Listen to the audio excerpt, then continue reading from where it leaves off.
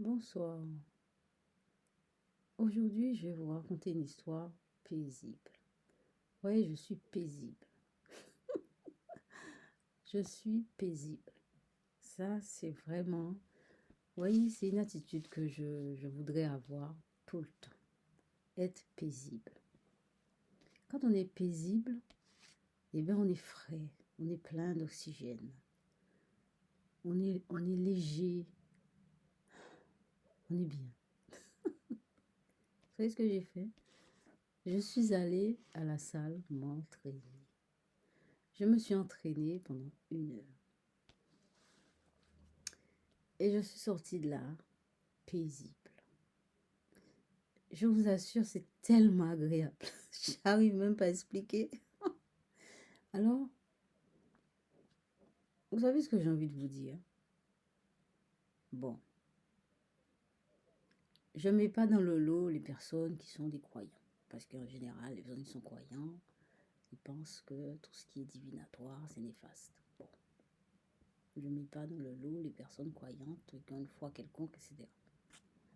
Mais les personnes qui sont libres d'esprit, mettez un jeu de tarot dans votre vie. Mettez un jeu de tarot dans votre vie. Croyez-moi, vous allez voir les effets que ça fait. Mettez un jeu de tarot dans votre vie.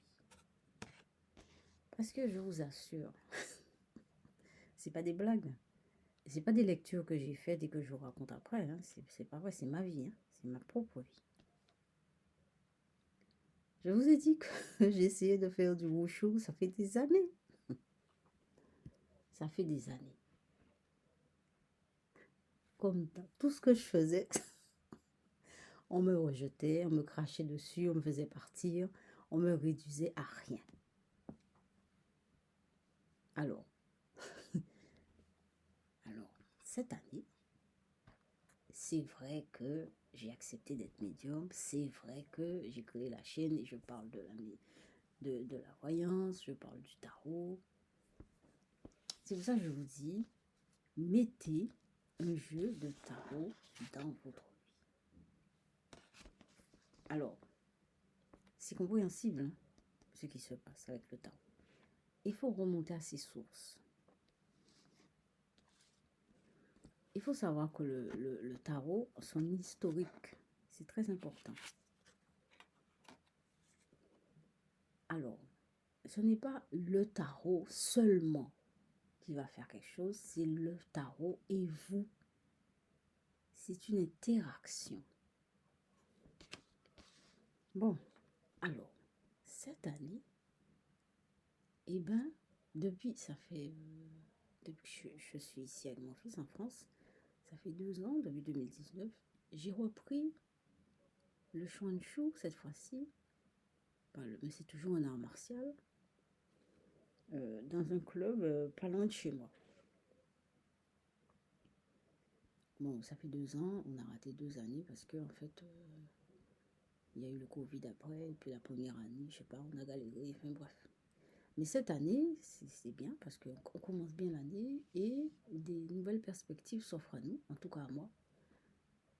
En fait, c'est la première fois que, eh ben, bon, c'est pas la première fois qu'on se rend compte que je suis motivée. Au début, les profs m'ont toujours dit, vous êtes motivée, mais vous êtes motivée, vous mettez vraiment à fond dedans, vous êtes motivée. Mais avant, on me cassait parce que j'étais motivée. On me cassait. Là maintenant, on me propose de venir. Je ne sais pas si vous voyez la différence. En fait, je suis apaisée. Pourquoi? Parce que ça fait du bien de ne pas se faire casser. Je vous assure, ça fait du bien. Bon, c'est vrai que se faire casser, c'est pas systématiquement mauvais parce que ça fait que on travaille plus la motivation, on travaille plus la résistance, etc. Mais à un moment donné, on aurait bien aimé faire une pause. Et bien, c'est ce qui m'arrive. Cette année, on me propose de venir. On a remarqué ma motivation et on me propose de venir. C'est ça la différence. La motivation, on l'avait déjà remarqué, mais on me cassait. Et là, maintenant, on a remarqué la motivation toujours. Et on me propose de venir. Alors, maintenant, c'est des choses qui me dépassent. Ça me dépasse effectivement. C'est pour ça que j'ai créé cette chaîne avec mon fils. C'est pour raconter tout ce que je vis. Parce que c'est des choses quand même qui sont quand même extraordinaires. C'est quand même extraordinaire. Moi, je peux vous dire que quand on me cassait, c'était vraiment des choses qui allaient très loin. Des calomnies, des mensonges, des choses qui allaient très très très loin. Qui m'humiliaient, qui me... Je sais pas comment expliquer ça. En fait, je me sentais, je me disais, mais il n'y a pas de justice. Mais qu'est-ce que c'est que ça? Mais c'est à moi. Mais j'ai galéré pour l'avoir. C'est mon diplôme. Pourquoi on me casse comme ça? Eh bien, c'est ça. Eh bien, voilà. Maintenant, on me propose de venir. C'est terrible. Pardon. Maintenant, on me propose de venir. Je reste sans voix. Je peux vous dire que c'est quelque chose qui me marque énormément. Alors, comment expliquer ça? Je ne sais pas. Je ne sais pas comment expliquer ça. Je sais une seule chose, c'est que j'ai accepté d'être médium et j'ai fait cette chaîne et je parle du tarot. Voilà. Alors, l'entreprise est déclarée. L'entreprise Voyance Médium est déclarée. Mon objectif, c'est vous tirer les cartes sur votre demande. Mais je ne suis pas encore sur Internet. Donc, vous ne pouvez pas m'appeler, me dire de venir. Je vais le faire d'ici mars 2022. Je vais le faire d'ici mars 2022. Parce qu'avant ça, j'ai d'autres trucs à faire. Et voilà. Et bien, c'est ça. Alors, je voulais dire aussi que hier soir, j'ai fait un rêve. Je l'ai écrit. Je vous ai dit que j'écrivais aussi. J'écris un petit peu tous les jours. D'ailleurs, il me faut une imprimante pour sortir toutes mes feuilles sur papier. J'ai peur que ça se perde, ça s'efface. Et donc j'ai fait un rêve. J'ai rêvé de ce mouvement-là. J'ai rêvé de ce mouvement-là. Alors attendez, je suis en train de réfléchir. Bon, il y a encore une autre connexion qui s'est faite, mais je ne vous dis pas. Hier j'ai dit que j'allais dire un truc. Moi j'ai oublié, mais ça va revenir. J'avais dit que j'allais vous dire un truc, mais il y a une connexion qui s'est faite là. Bon, je ne vais pas le dire là, je vais vous le dire après, s'il y a quelque chose qui... Alors, il y a quelque chose qui s'est fait. J'ai fait un rêve avec cette partie-là. Et ça s'est répercuté sur la réalité. Alors, ça m'arrive avec le tarot régulièrement. Alors, je prends la carte, je réfléchis à une animation. Je me concentre, ou peut-être pas trop, enfin comme ça, spontanément, je dis que tiens, ça me fait penser à un gong. Et là, ça me faisait penser à la machine à coudre de ma mère. Et ça, c'est un truc que j'imagine, enfin, qui part de moi, et je vois à partir de la carte. À partir de la carte, je me rends compte. J'ai fait un rêve, et après, ça va dans la réalité. Vous voyez? Ça rebondit dans la réalité. Alors, il y a chez moi, de la carte à moi, de moi à moi dans un rêve, et de la réalité à moi. Alors, je reprends. De la carte à moi, alors de la carte à moi, de moi à moi, et de la réalité à moi. C'est un circuit comme ça. Alors, pour l'instant, je ne peux pas l'expliquer, mais ce n'est pas la première fois que ça arrive. C'est-à-dire, ça rebondit. Il y a un bond qui se fait entre la carte et moi. Quelque chose se passe en moi.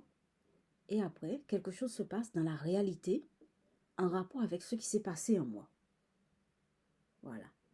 Mais rien, je n'ai rien dit à personne.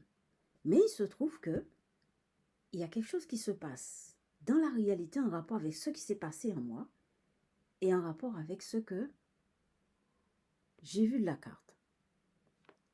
Bon, comme je vous ai dit la dernière fois, ça va se reproduire, ça sera de plus en plus clair. Donc, je fais la peinture.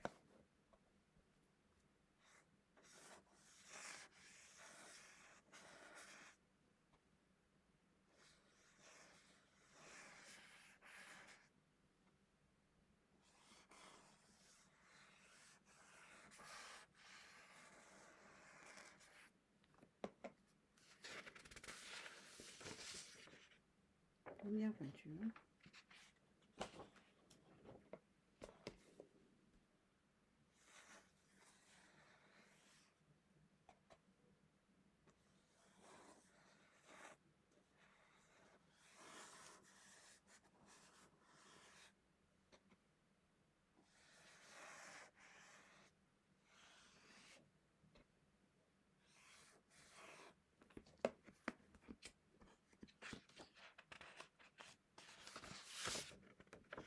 Deuxième peinture.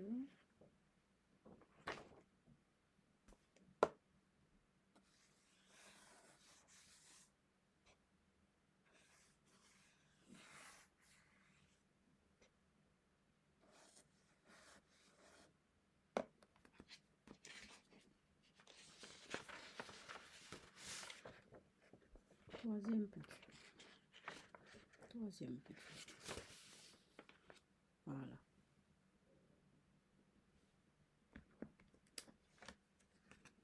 Le tarot. Le tarot. Mettez un jeu de tarot dans votre vie. Ce n'est pas pour que le tarot vous dise des choses sur votre vie, vous dise demain vous allez faire, ou bien vous allez gagner un loto, vous allez... Non, non, c'est pas pour ça. C'est pas ça. Le tarot a une puissance. Mais je vais vous parler de ça la prochaine fois. La puissance du tarot, tiens. Demain. Demain. Et ben, ouais, ok, ça fait 12 minutes 22 secondes. Alors, je vous laisse mon mail. C'est diem@outlook.fr. Et merci pour les vues, merci pour les abonnés. Et demain, je vous parle de la puissance du tarot. Qu'est-ce que j'entends par la puissance du tarot? C'est très puissant. Je vais vous en parler demain. Je vous laisse passer une très bonne soirée. À demain.